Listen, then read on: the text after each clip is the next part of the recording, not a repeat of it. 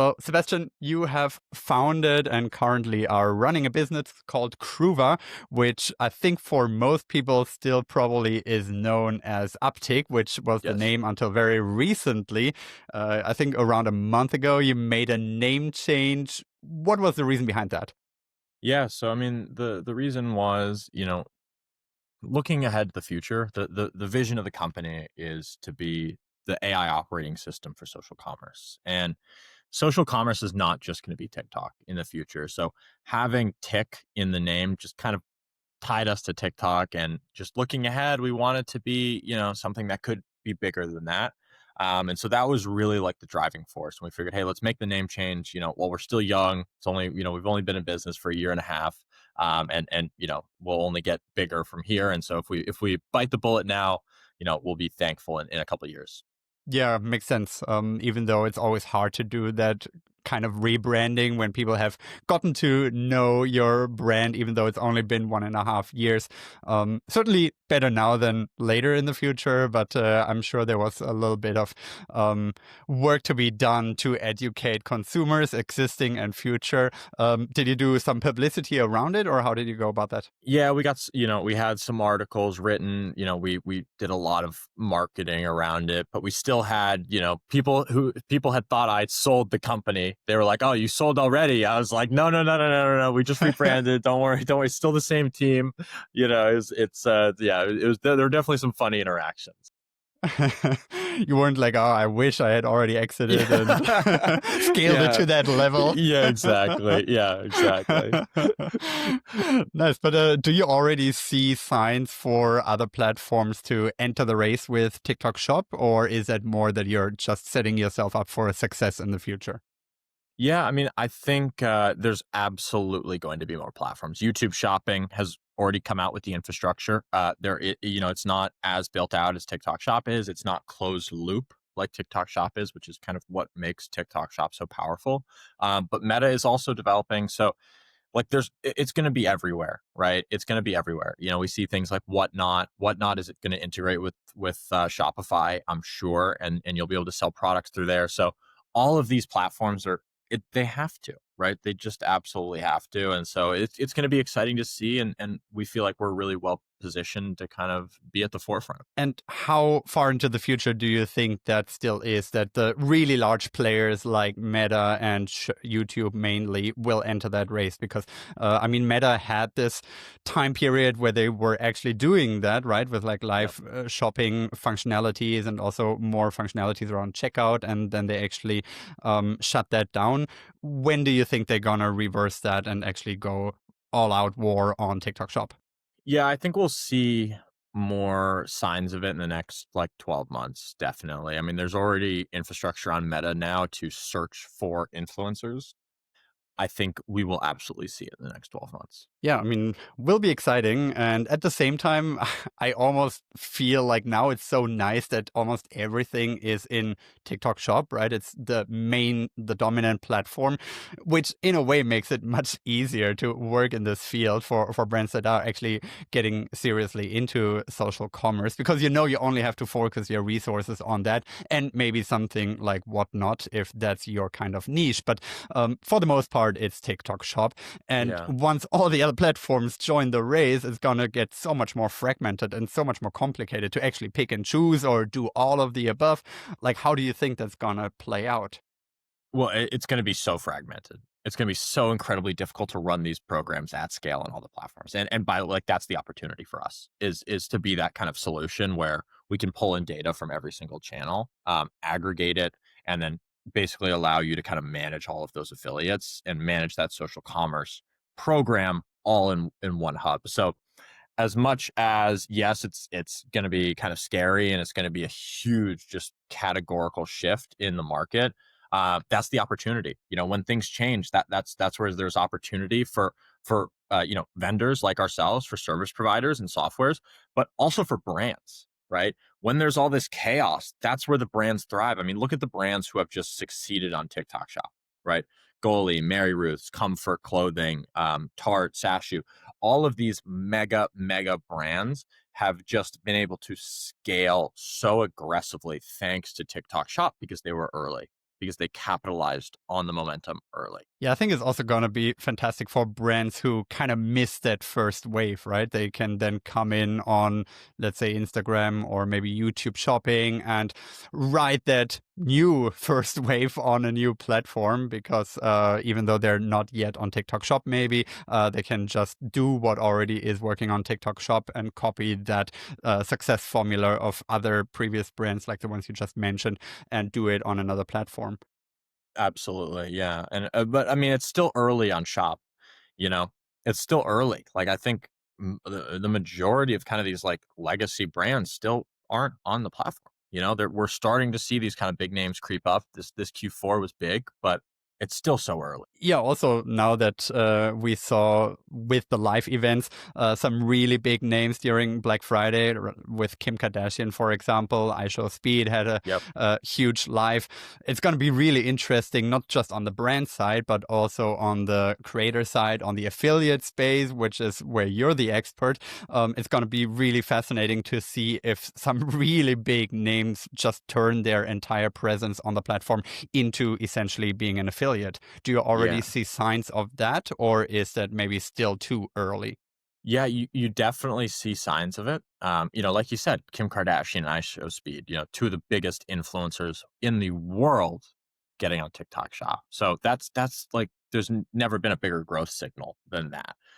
As for influencers becoming affiliates, there's going to be a shift because as the ad dollars shift, right, the influencers who used to be getting those ad dollars are going to have to shift. So if you're like a creator, maybe with 50 to 250K who's struggling to monetize as an influencer, you can absolutely pivot to UGC or affiliate to monetize, right? And your content creation. So I absolutely do think that shift is happening. And it's just as a result of the ad dollar shift. Yeah, I can totally see that happening as well. It's going to be so fascinating to see that all pan out, though, because everybody kind of in that space is aware that these changes will happen eventually. It's just a matter of time, and yet nobody really knows how it's gonna shake out, right? And you don't know who the large winners will be, which I think makes it also so fun to be part of social commerce because there are some underdogs that suddenly do so much better than the more established names. And you said a Yeah. lot of brand names that are very well known are not even on the platform yet. So it's a fantastic time to build a brand and build a following.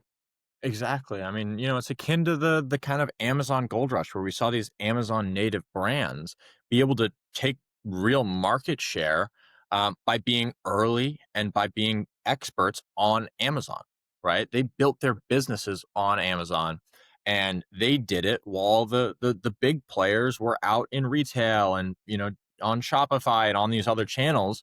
Amazon came out, people were early to it, and now they're reaping the rewards of being early. Well, Sebastian, you're reaping the rewards of being early on the tech side of social commerce, Yeah. which is really cool to see, and always great to have people on that actually were just taking that risk, taking that leap of faith when it was so unproven that this is actually going to be as big as it now turns out to be. What was for you the reason to get into social commerce in the first place? I mean, honestly, it was like it was a failure that led me into TikTok Shop, where I was It's how all I, good stories start. yeah, exactly. I was an Amazon seller, so I sold on Amazon, starting in 2022, going into 2023, and I had some pretty good success. Like my first product, I was just doing private label. I'd pick a product, I'd import it, and then I'd sell it on, using FBA. And my first product was this candle warmer lamp, and it was really successful. Like it was a hit. As soon as I launched it, boom, sold out. I was like seventh in organic rankings for a really strong search volume keyword. And so I reordered again, boom, sold out again. And it was just killing it. And like I was like, oh my God, this is great. I'm forever gonna be ranked, number 7 organically, and the Amazon's so easy. Like, okay, let me take on some debt. So I took on some debt and I reordered big. And in the time that I was out of stock for about 3 weeks while my product was sitting on the boat from China. Um, Tons of new entrants came onto the market, and the customer acquisition cost tripled. So I used to be able to acquire a customer from $3 to $7 on Amazon, and now it was costing me literally triple that. So there was no margin left. It was just an unprofitable business. So I had to look at it like, what am I going to do? So I had all these units. I had to repay the loan. So I looked to other channels. I tried running meta ads, but customer acquisition cost on Meta has also gone through the roof, and it's really hard if you don't have LTV or high AOV to actually be profitable. This product didn't. It was like $45, one-time purchase, nothing recurring. So then I found TikTok Shop, and like at the time, I wasn't even like a TikTok user. I was just like, I was kind of messing around. I knew what it was, and I heard about this TikTok Shop thing randomly, and so I was like, hey, let me just list them there, right? It wasn't some grand idea like, oh, this is going to be the next big thing. Social commerce. I didn't even know the word social commerce. I was like, I got to sell these units, and so I listed my products How on many did there. you have, by the way? I had like 1,500 units at the time. So not Quite a a bit. ton even, but for me at the time, that was my net worth was tied up in those boxes. And so I was like, I have to sell these. So I, listed them on TikTok Shop, worked with like 10 affiliates and was able to go viral, and that's not the story for everyone. Look, I got lucky. I was early. Um, but they went viral, went on to sell like 6,000 units within 3 months. So sold through that inventory and then sold through a whole lot more. And at that point, I was like, okay, I'm all in on, I didn't know social commerce. I was like, I'm just all in on TikTok Shop. Right. So, from there, I was trying to launch a few other brands, but the biggest pain point I was experiencing was just getting enough affiliates to kind of like keep the ball rolling for these brands. So, I went to my dear friend Sam, who's now my co-founder, and I was like, hey, can you build this tool to just outreach to affiliates? Like, I just need to get more affiliates for the brand. And he was like, yeah, sure. And so, we developed and developed and developed. And finally we had like a working product and we were using it internally. We're like, okay, well, let's just launch this thing publicly. And we did. And like, we ended up getting a customer our first kind of weekend. I think we launched. We didn't even have an LLC until we got the first customer. You know what I mean? It was just like, we weren't even thinking about that. And so now like seeing what it's kind of become and kind of growing up in this social commerce era has just been so interesting and fascinating and like just the such a fun experience for me. How soon into that experience was it that you decided, okay, I'm going to go all in on the tech side then? Because, I mean, you launched it, as you said, not really knowing what it's going to turn into. And you still had this other e-commerce business on the side, or at that point even was your main focus. So how soon were you able to tell, okay, this is actually much bigger than just selling and being able to automate the outreach to affiliates? Yeah, totally. I would say after we hit around like 300 brands, I was like, okay, this could be bigger than, all these other kind of little brands I'm working on because nothing had really hit, the candle warmers that I was selling, that was like my big winner. Those were just a Q4 product. So none of the other kind of like year-round products were really performing. So I was like, hey, I'm going to go all in on this. I'll still sell my candle warmers in Q4, which turned into an absolute disaster. They did not get sold.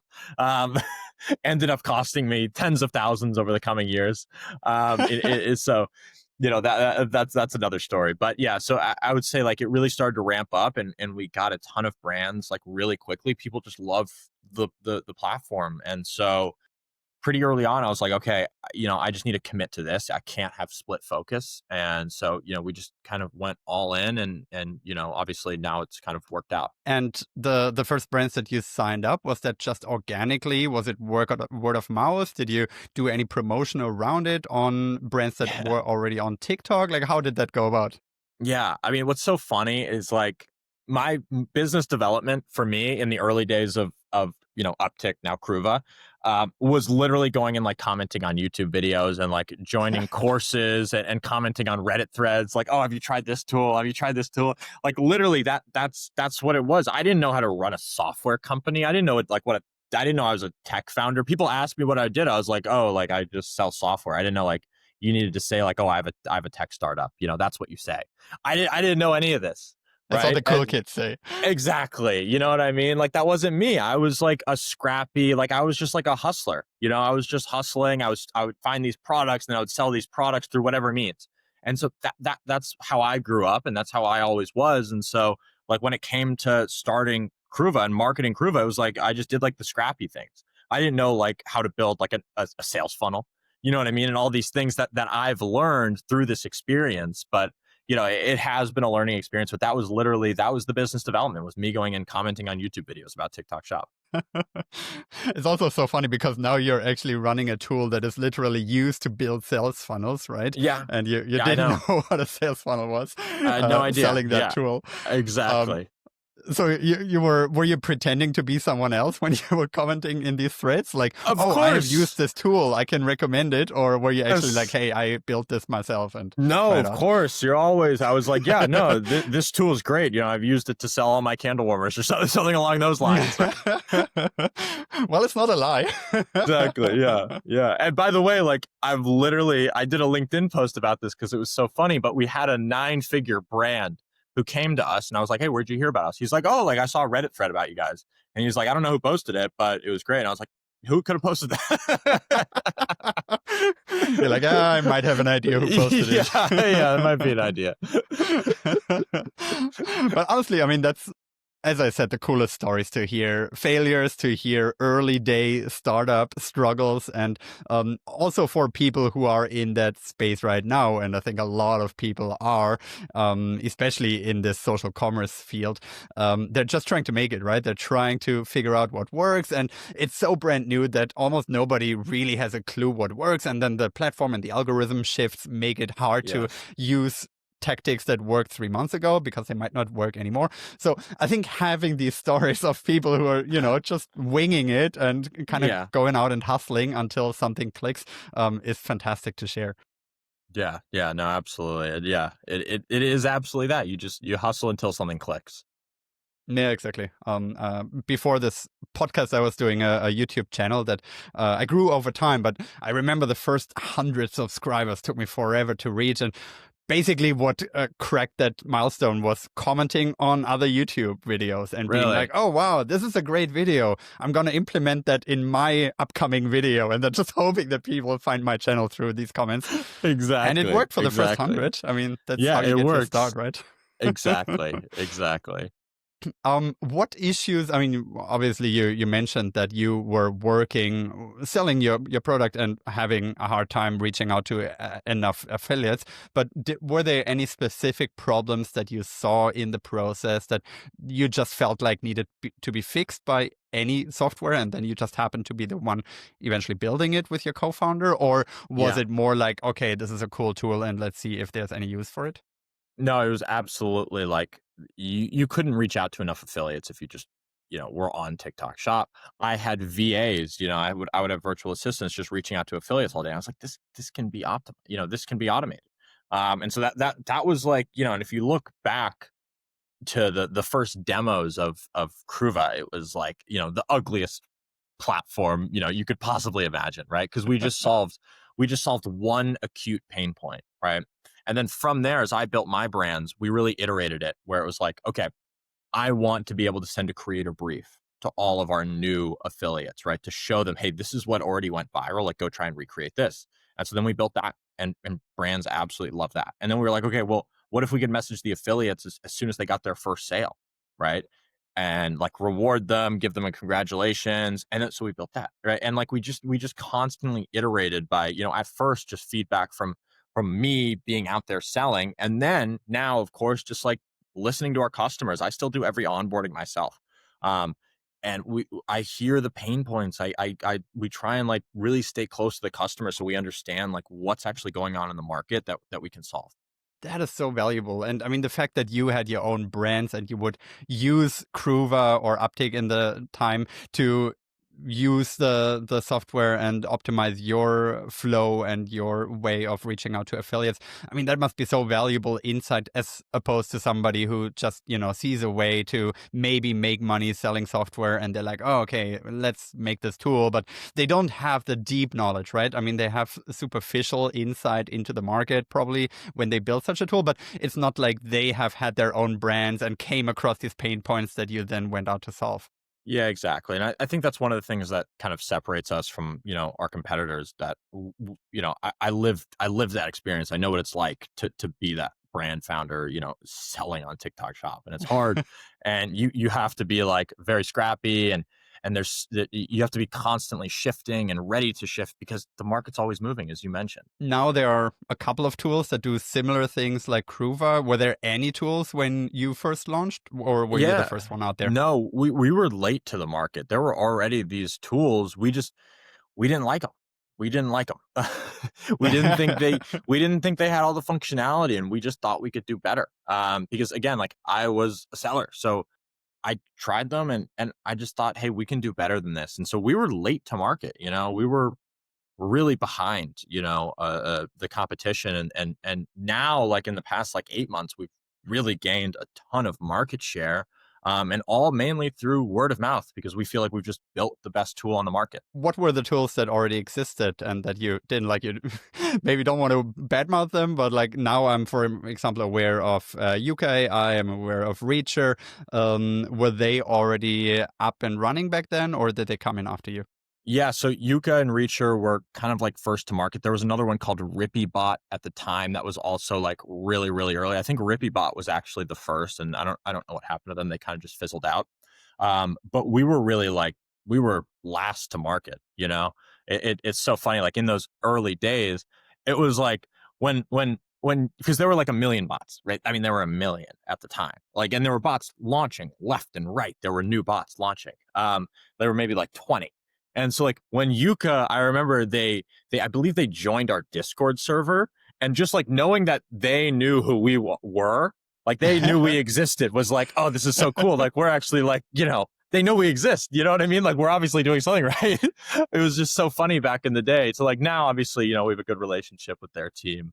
But yeah, it was, we were very late to market, and only in the past like 8 months have really started to kind of take market share and take some of these big enterprise brands. And how have you positioned yourself now against the competition, like, for example, Yuka or Reacher? What kind of functionality do you focus on that they maybe don't do as much? And how do they differentiate themselves from you? Because, I mean, you've been around for roughly 2 years now. So it's been a little bit of time to consolidate and maybe find your niche. Where do you see your selling points as Yeah, opposed to those? absolutely. I mean, against Reacher, it's just purely reliability, and then like customer support. So those are the two main things how we differentiate there. Against Yuka, they have good reliability and support. So against Yuka, like they have kind of this creator community where they have their own creators, which they can then kind of rent out to you. We've kind of gone in a different direction where our goal is to kind of enable the brands, and our vision is to enable the brands to really build their own internal creator communities, right? So we want every brand to actually own those creator communities rather than kind of like always renting a community from somebody else, because naturally, like they're always going to raise rates. The rates are always going to go up. The rates aren't going down. So we want the brands to kind of have stability and actually build those relationships, because that's what we see working. Like when you can get and build a relationship with the creator one-on-one. And this is what I saw as a seller as well. Like I would send creators flowers for the holidays, anything you could do to like really cement those relationships. They appreciate when you go above and beyond. And so we really want to enable brands to be able to do that. And have you built in any tools into your platform that it sounds a bit almost fake then, but to automate some part of building that relationship and Yeah. actually maintaining affiliates so they don't get stolen by other brands, for example? Yeah, totally. Well, the issue is just communication. How do you communicate on a platform where they're always getting, messaged a million times a day? So the first, problem is getting them off platform. And the way we do that is through, we have a community suite within the tool where you can offer them retainers, you can offer them, host contests, and you can do leaderboard campaigns. So these three different types of incentives where you can reward creators based on things other than just commission. And that is kind of what enables you. You send them an offer saying, hey, by the way, if you sell $10,000 worth of GMV, you get a $2,000 reward. You can sign up on this link. You send the creator a Cruva link. When they join on that link, they're then part of that contest. They can track all of their results. They can get paid out in just a few clicks if they hit their goal. But then you also get the data on them. So you get their phone number, you get their email. And so that's what it's about. It's about actually being able to, the first step is just being able to communicate with them, right? So if you can get their phone number and email, you have a direct line of communication that is so much more effective than, just the TikTok DMs, because it's so noisy. And is there also a way to have some kind of community where there's communication both ways. I know a lot of brands and also agencies use Discord servers, for example, Yep. for their affiliates. Is that it seems very messy to me, at least, to be part of those giant Discord servers. Is there a way within Cruva to actually have affiliates talk to each other, maybe compare notes, see what works, what doesn't, all of that jazz? So that's kind of like where we see the market going, and where we kind of want to position ourselves. Yeah. So right now that functionality is not there, but it's coming in the future because that's what we want to do. Again, we're building this community, and so that is the vision, and that's what we're building towards. Right. Do you see Cruva only as a tool for brands, or is it also used by agencies, for example? Like, do agencies use Cruva to reach out to affiliates on behalf of the brands that they work with, or do you purely target the brands behind it? No, we work with tons of agencies, like 40 plus agencies. Some of the biggest agencies in the world use our platform to, provide better results to their brands. Right. That's the name of the game. If you're an agency, is to kind of scale your quality of fulfillment without scaling headcount. Right, because agencies can be very labor intensive. So we're that like infrastructure layer that really allows them to scale their agency without just like. Yeah, I feel like that will probably become a larger and larger problem, that you have really successful affiliates just being chased by everyone, different agencies, different brands. Everybody wants to have the ones that perform best.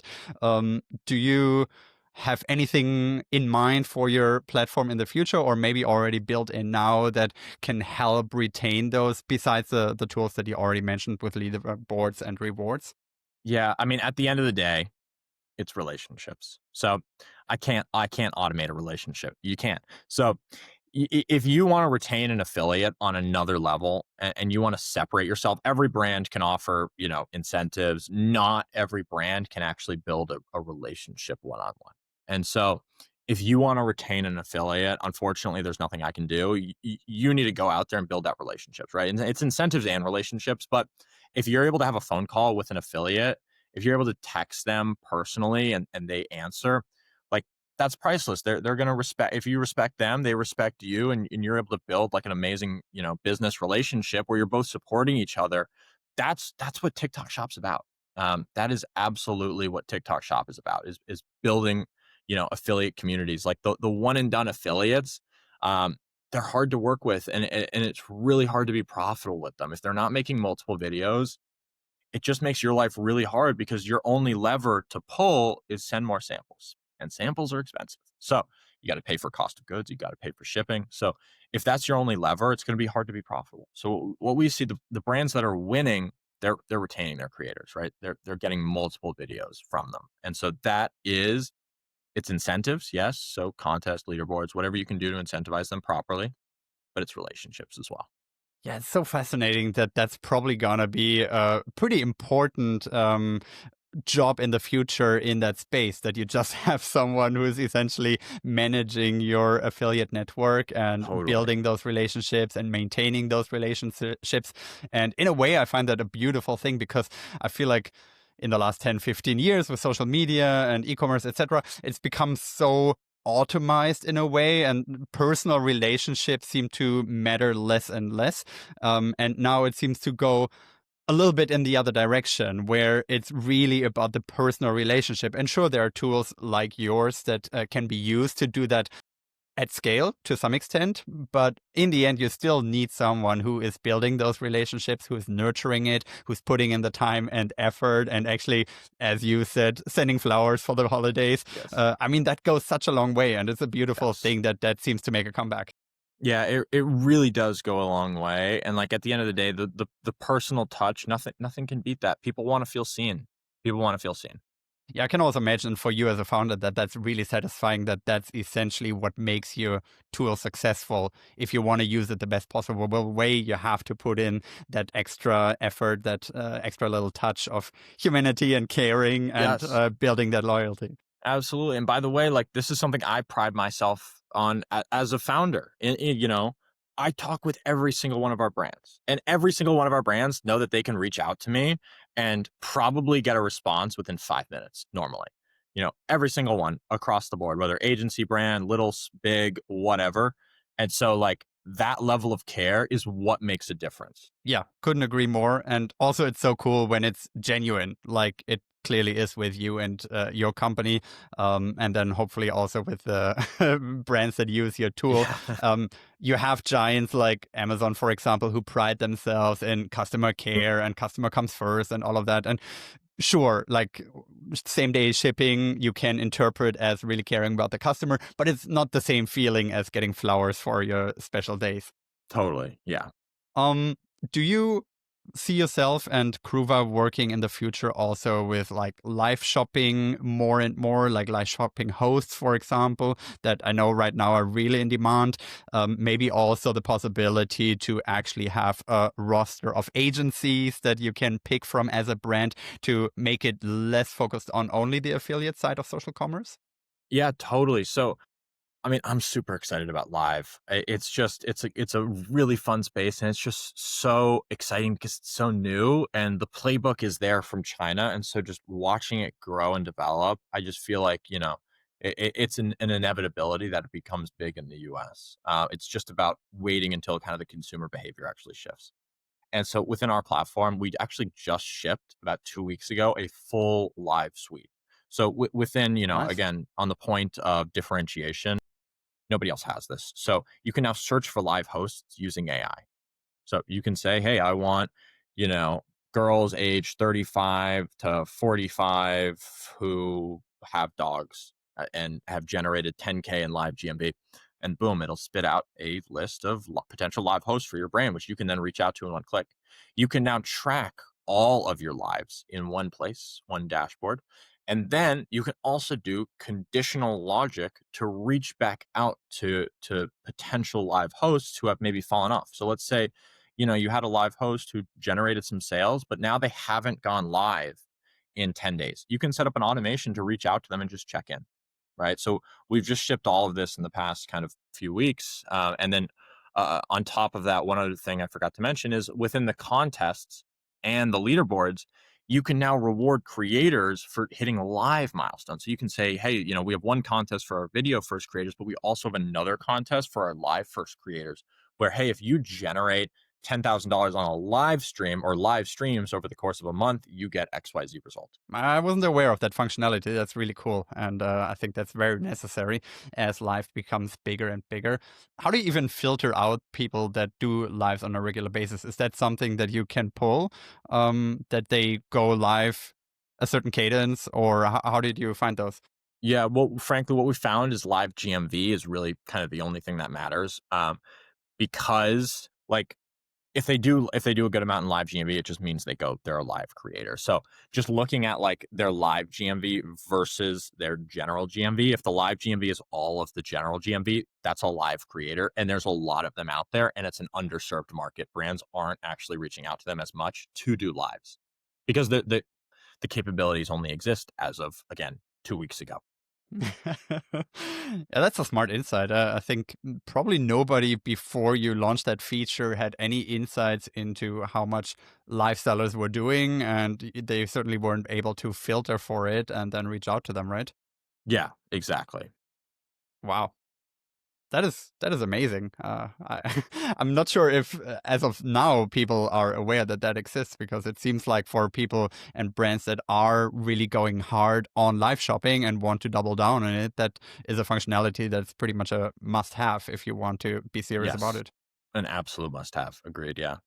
What kind of trajectory do you see live going on? Do you see any features or market shifts that you already try to cater towards maybe in 2026? Or do you just as a whole see the whole industry grow and that's what you're trying to build for, just an increased demand? Like what kind of trends do you try to accommodate for?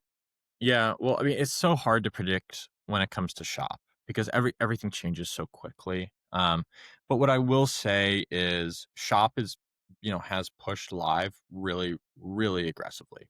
From the kind of the higher ups at TikTok have all pushed it really aggressively, which has disseminated to everyone pushing brands to do lives. And so I think over the next kind of 2 years, and by the way, as Whatnot has become kind of a behemoth, they just raised, a huge round at like an $11 billion valuation. So there's a lot of momentum for the live space. Gary Vee is talking about it. So, if Non-stop, yeah. hopefully it's not like NFTs and they all just tank as soon as he starts talking about them. But assuming it's a growth signal that Gary Vee is talking about them, 50-50. yeah, exactly. 50-50. I think it's just going to be really fun. And like the next 2 years as consumer behavior shifts and the infrastructure kind of continues to get built out, I think live, the GMV, whether TikTok Shop, just live GMV in general in the US is just going to continue to probably like 2 to 5x every year for the next, maybe 3 to 4 years. Yeah, and to have a company like TikTok or ByteDance in the background that has all that experience from their presence Yeah. in China and all the years of seeing live shopping evolve and grow into what it now is in China, like this massive industry that is doing billions and billions in GMV. To then have that company expand into the US and other Western markets and bring that knowledge with them. I mean, if anyone can make consumer accept live shopping as the new way of shopping, it's them. 100%. No, I mean, look, they have the playbook. I mean, Douyin live shopping is synonymous with China now, right? That is just a Chinese way of life, is live shopping. It's just huge. And we're just not even scratching the surface of it yet in the US. How much are you paying attention to other markets? I know you've rolled out to, I think, maybe even all of the Western markets where TikTok Shop is live. But Yeah. beyond that, do you look at Asia at all to see what probably 5 years from now could be a reality in the US? Yes, definitely. I mean, look, the biggest thing is live, but absolutely, like looking at kind of the playbook of what happened in China is a key indicator. But for us, really, it's like we focus on our tool and our customers so like in depth. We're very in the weeds, where we're trying to get like right now feedback, right? Because obviously we want to do future planning and thinking about, okay, how does the platform develop, holistically and omni-channel, but really we try and stay really close to the customer again. So it's like we're more than we look at China and like see what they did. I just like to talk to customers and see, what are you guys suffering with? I'm like, let's talk to sellers who are doing, $500K, $1 million every month on the platform. Be like, hey, look, what are the pain points you're experiencing? Yeah, makes a ton of sense for me. And even though the playbook is similar, I think Asian markets are very different in some ways. So it's definitely not copy paste from what they're doing to then be applied in the West. There's nuances to it. You pay very close attention, I'm sure, to new markets that go live with Yes. TikTok Shop.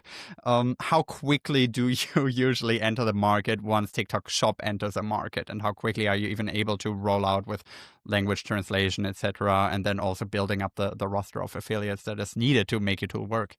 Usually like a week. Usually a week Wow, we're live in every new that's market. quick. Yeah, we try and move very quick.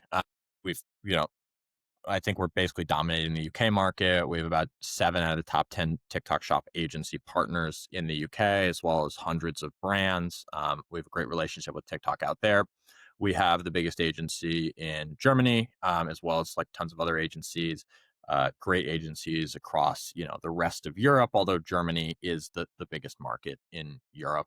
And then Brazil, Mexico, these are also exciting markets. Brazil, is really exciting to me. It's exploding. I mean, the GMV numbers, it's, I think, the best launch TikTok Shop has had, period, in terms of like adoption rates. So that's a really exciting market for me. We're looking there really like pretty aggressively. And again, like we're trying to push every territory aggressively. When you launch, how is that even logistically possible to launch within a week if basically there are no affiliates as of that point, right? I mean, they've been selling for literally a week then. How can you find the most successful affiliates if they've only been selling for a week? How does it look like? Yeah, so we just pull every affiliate. We pull every affiliate Okay. in these markets, and then Fair they're, enough. they TikTok does a great job of activating quickly, right? Because they have an engaged user base, so all they have to do is put a pop up on the user screen saying, "Hey, you want to earn commission by making TikToks of products?" They say yes, and then boom, they're in the affiliate program, and then we can pull them into our system. Nice. Do you have any more insights into how TikTok usually approaches a rollout in a new market? Anything that you know from behind the scenes? I mean, honestly, they do kind of like a blitz strategy. They're very aggressive. You know what I mean? Like they try and get all the best agencies to launch. They try and get all the best brands to launch, and then they go top down, right? So it's like it's a two-sided marketplace is tough because you need to grow them kind of in conjunction, right? And so that's what they do a great job of is they activate the brands early, and then when the creator side comes, they have those brands ready to go. Right. Any markets that you're waiting for, hoping for in 2026? Absolutely. I would say Korea is going to be a good one. Hopefully it launches next year. And then Australia, I think that'll be a great market too. Nice, nice. As I mentioned, Not, I'm based in Scandinavia, so I yeah. have some hopes for Sweden. I've seen Yes. them being mentioned a couple of times, even though nothing official, obviously. So fingers crossed there. Yeah, I think the Scandinavian countries will come. I'm sure they will. I mean, I think every country, and also like the Eastern European countries as well, will all come. And then, yeah, of course, the Korean market is a great e-commerce market in general. Australia again as well. So not great for my sleep schedule. With all of our UK clients, I'm up early, and now with clients over there, I'm gonna be up late, but it's just amazing to see the growth of TikTok Shop. Yeah, if you want to keep your rhythm of onboarding all of those brands personally, it's going to get tougher and tougher as It TikTok it Shop it grows. is. It already is getting a little bit tough. It's already getting a little bit tough. How does growth look like on Cruva's end? Like, how much are you hiring? What are you growing most in terms of job descriptions? What is your strategy for the next year? Yeah. So I mean, we're hiring aggressively. We're on board, and we're onboarding 3 people in the span of a month. And we're at now about 830 brands on the platform and growing at around 20% per month. So growing really, really quickly. So, like hiring's been a challenge. It's hard to find people with a ton of experience in the space, but we have an absolutely just amazing team. We've gotten really, really lucky with everyone we've hired, and they've just been absolute rock stars. And so like we're just continuing to hire, the best people we can find. If they're a culture fit, we hire them, and then we figure out roles and descriptions later. We want to have the best people on our team, and so that's what we've prioritized. Nice and very startup-ish. Very cool. Totally. Absolutely. Yes. Yes. Do you have like physical offices or do you all work remotely? We're all remote right now, but we have kind of like a home base in LA. We're all remote, but myself, my partner, and then a couple of the other people on the team are all in LA. So we're thinking about getting kind of a small office here. We're still like kind of a remote company, but I think it's like really important to build culture. And so like doing that's a lot easier in person. So whether that be, off sites where we all kind of go somewhere for retreats, etc., or just having like a physical location that's a hub, and maybe we do a once a quarter kind of sync here. Right. Um, I mean, you're being used as an affiliate outreach tool for the most part. How do you see the affiliate space as a whole evolving, growing, and also adapting to this still fairly new way of doing affiliate work, right? I mean, you had Yeah. affiliate marketers for as long as the internet has been around and probably even before that, but this is a very new and very exciting way for affiliates to work. Do you have any insights into how the industry is adapting to this very recent change of TikTok Shop? Yeah, I think it's incredibly exciting, number one. Number two is there's not enough affiliates. So we need more affiliates. So like if there's any listeners here who are like trying to make income on the side, I mean, TikTok Shop, the supply and demand is way off. There are way more great brands, who need affiliates than there are affiliates to fulfill the demand. So that's number one.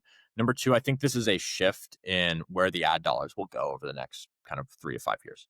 I think the influencer model is outdated. It's too expensive. And largely, you're placing a big bet and oftentimes failing and, huge proportions, right? There's huge failures because you're betting 100,000, 500,000 on an influencer campaign over 5 influencers. Whereas you could take that budget and get thousands of pieces of content back, right? And I think that that's a more attractive offer for brands, right? And we're seeing the brands that kind of have jumped on this opportunity succeed. So I think when as those ad dollars shift, the affiliates will come as they'll see the opportunity. That's the amazing thing is like about capitalism is the people will see the opportunity. They'll realize, hey, there's some money to be made here, and just like a bunch of influencers kind of cropped up, and everyone wanted to be an influencer kind of as their job. We're going to see the same thing with affiliate, where more and more people treat affiliate as a job. They are going to be content first affiliates. Yeah, it's so interesting. I actually had two people on the podcast before that now were speakers at the Affiliate World conference that recently happened. And it just shows that there's a clear shift towards TikTok affiliate, at least interest. And as you said, if the money is there, for sure the Yes, affiliates will come exactly. eventually. They will come. How do you see the setup mature though? Because I talk to more and more people who say that this is not how it's sustainable in the long run with purely a commission based model. Instead, we're going to see more and more retainers, especially for the really successful content creators out there. Do you think that's true, or is that something that you're already noticing on your platform? Do you notice something different? Yeah, sure. But again, that's just a supply and demand issue. The reason these creators can demand retainers is because there's so many brands and not enough creators. So again, the supply and demand is off. As the supply of creators increases and it levels, I think you can just have a commission-based marketplace. Yes, always the top performers will be able to demand this, right? But I think by and large, what makes this so amazing and such a categorical shift is that you have people who just do it for the commission. Yeah. Yeah, totally. How do you uh How do you think the tech space of TikTok Shop will evolve going forward? Like, is there already a way of consolidation happening where companies getting acquired in your space, or you mentioned some just disappear from the radar while Yeah. others keep flourishing and growing? Like, is there a consolidation already, or is it too soon for that and it just has more and more incumbents popping up?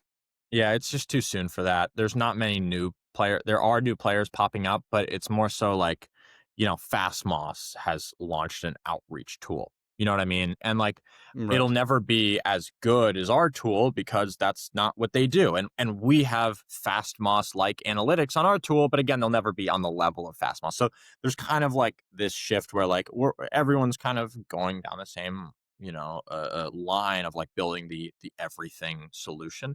um, but again, like there's not a ton of new entrants because it's actually like fairly difficult. Like we have a pretty solid kind of technical moat because it's actually like hard tools to build, right? And that's why we see, some of our competitors floundering because they simply can't keep up on the tech side. Do you see any tech that is completely different from what you're building that is currently lacking in the industry? Something where you're like, okay, if somebody wants to get into this, they probably should build this.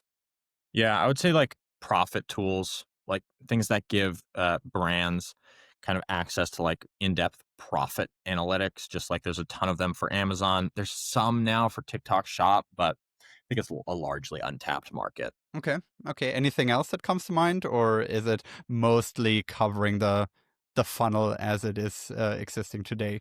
Yeah, I mean, I think there's some opportunity in live, but I don't know exactly kind of what that will look like. But naturally, as these kind of there becomes more GMV in a category, there's more money to spend from brands who are doing live, and so naturally there will be solutions to make the life easier of those brands.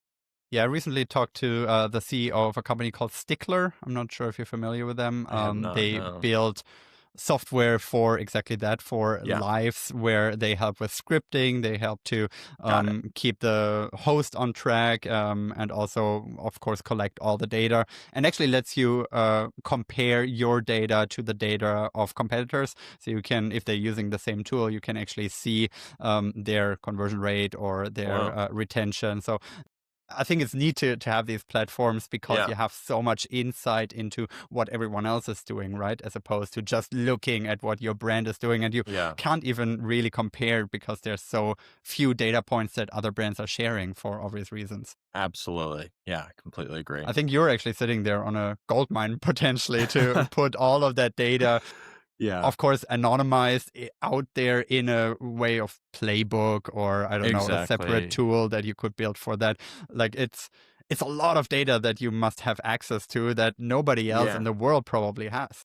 Yeah, totally. I mean, we have tons of video data. It's just like building a way to actually parse through that data that's not incredibly astronomically expensive. Is the kind of like the limiting factor right now. But by the way, like as these models, these AI models get cheaper and cheaper, that's what's exciting is we're going to be able to do that in the near future. Are you already working on letting AI maybe identify, what works best in terms of storyline, in terms of hooks, in terms of Absolutely. Yeah. interpreting all of these different factors that make a sales video really pop? Yes. Absolutely. Absolutely.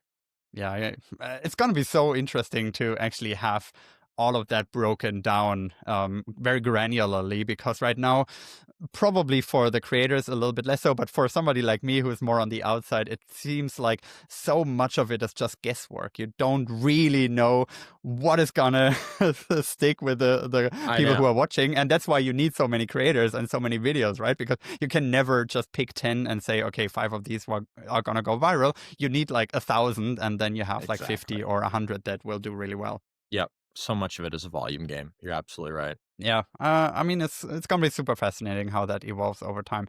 Do you have any plans to encourage or build a way to create more top of the funnel content through affiliates, or is it always gonna be purely, what gets the sale? No, it's totally. I mean, look, it's both. The goal for most brands is top of funnel, right? So our goal is always, always, always to get brands viral videos. Like it bottom of funnel is no good if you're a new brand, bottom of funnel is useless, right? There's no traffic to convert. So we're always looking for more creative ways to kind of filter out the affiliates who just do bottom of funnel. Mm. Yeah, and I think probably there's also a little bit of a mindset shift needed with brands to some extent to hear about making a quick win on TikTok Shop, and then you Yes, probably have to educate them that there's much more to that in terms of content creation. exactly. Yep. Cool. Sebastian, where can people find you? Where can people reach out if they want to work with you, if they want to maybe get a demo of Cruva or immediately sign up for it? What's the best way to get in contact with you? Yeah, Cruva.com, Cruva.com, and then, Sebastian at Cruva.com if you want to send me an email. And then, of course, I'm active, very active on LinkedIn, Sebastian Nelson, there if you want to look me up. And then always happy to chat, always happy to discuss TikTok shop in any capacity. Beautiful. Sebastian, thanks so much for coming on. It was a great chat with you. Awesome. Thank you so much for having me.